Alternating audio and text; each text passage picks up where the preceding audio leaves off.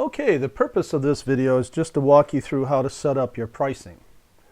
Okay, so now the first thing that you got to do, of course, is you have to log into your listing login area.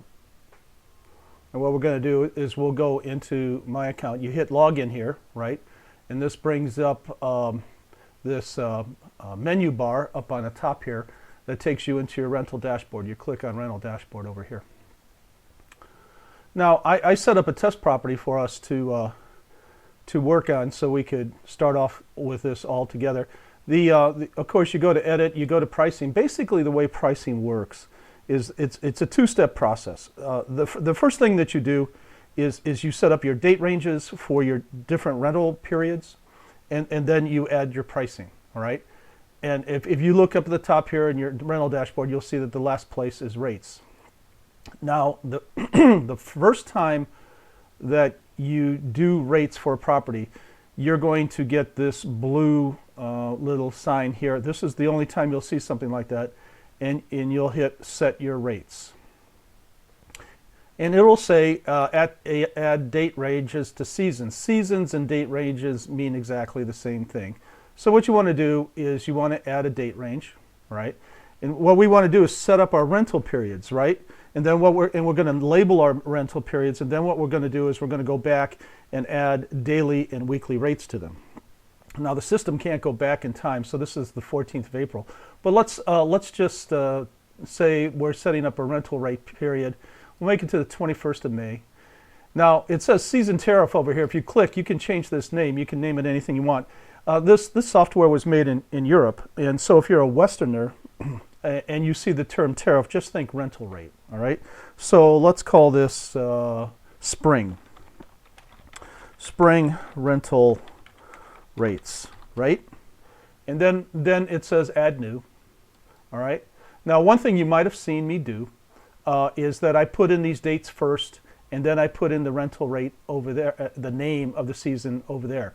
That's the way you need to do it. If you put in this name here, and then you go over here and type something over here, this name goes away. So you put in the date first, and then then you put the name of the season over here.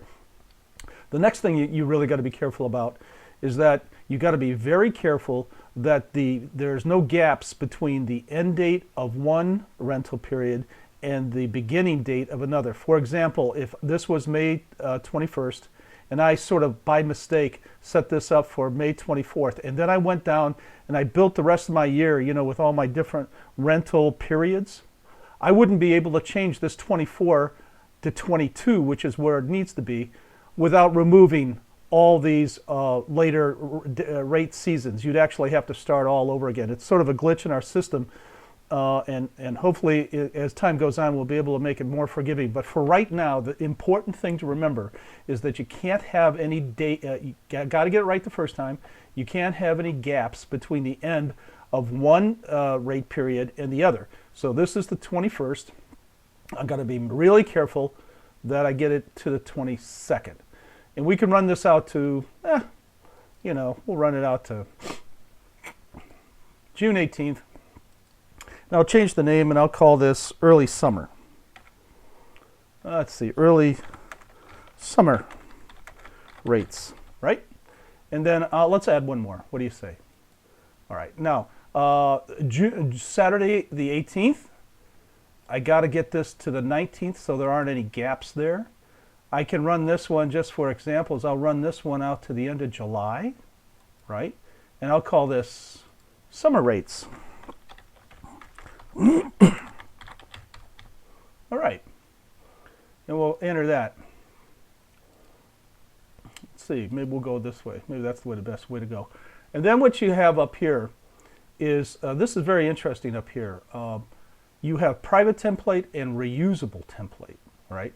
A private template means that it only works on this particular property, but if you save it as a reusable template, if you have other properties in your account, after you set up all these rental rate periods, this template will show up on those other properties. So you only have to build the template one time if the rental rates are the same for all your rentals, all right? So then you go down here and you save this collection of rental rates, right? And then the next thing that you come up with is that you got to add your prices. You have daily rates, right? And you have weekly rates, right? And so what you want to do is you want to start building this up. We can start with weekly rates. Notice here, it asks you what currency you want to be. All right? Now, in my particular case, here, I'll show you. Let's say in this first week, I just want to go $1,400. And maybe I have to set up my minimum days first. Hold on a second. This slider here sets your minimum days, all right? You can move this slider either manually by holding down your left clicker on your button on your mouse, or you can use the roller on your mouse to move this as well. But minimum day, of course, for a week is 7 days. I'll put in my $1,400 and add price. See how it says euros there? I can go ahead and change that to dollars by just going up here and going to dollars. Then I'll go to this next one over here. I'll bring this up to 7 days, something like that, and I'll add a price, and let's make the price go up to $1,500. And then I'll add a price. Take this one up to 7 days, and I'll add this price and make it $1,600, right? Okay, there's that. Now, you probably already figured this out. That's $1,600, right? That it's very important, no matter where you're working, on your property dashboard, that you save your property often, all right? Because unless you save it, no matter what work you have here, if you don't hit that green button to save your property, if you back out, you're going to lose all the work that you've put in, all right? Now, let's say we can do our daily rates while we're at it. For me, a minimum daily rate, day stay is 3 days. So I'll set it for 3. And just for a number, I'll put in $200 a night. And then on the next one, I'll set us to 3 days. Let's see, get us down to 3 days. And I'll add a price of $250 a night. And then over here, we'll take it down to 3 days. And I'll add a price of $300 a night. Now, that's all there really is to it. And you save your property. The important thing to remember now is that the rates that you're quoting right now are your base rates, okay? In your description area over here, if you go under property description area, you're going to find payment details and booking options right here. And what it looks like on your listing is this. under rental descriptions and location description, you have payment details, and this is where you have your other expenses explained, you know, like housekeeping, parking passes, damage insurance, taxes, and that things. And you can also explain here how you want to receive your payments. Like in my particular case, I want $500 at the time of the reservation, and then I want the balance paid 60 days before they arrive. Okay, the important thing to remember about when you're putting your rates in is that you're just putting the base rate in, and then you're explaining all the extra fees, all right, when you, in that section under your property description. You know, that's just about it.